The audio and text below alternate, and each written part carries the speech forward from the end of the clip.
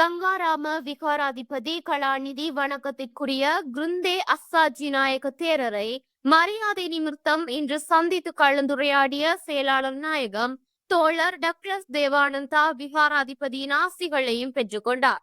இதன்போது பல்வேறு சவால்களையும் கடந்து வந்த நீங்கள் எதிர்காலத்தினை நம்பிக்கையுடன் எதிர்கொள்ள வேண்டும். இந்த நாட்டிலே நியாயமான முறையில் சிந்திக்கின்ற தமிழ் சிங்கள முஸ்லிம் மக்கள் மத்தியில் உங்களின் அரசியல் செயற்பாடுகள் தொடர்பாக உயர்ந்த அபிப்பிராயம் இருப்பதை அவதானிக்க முடிகின்றது என்று விகாராதிபதி தெரிவித்தார்.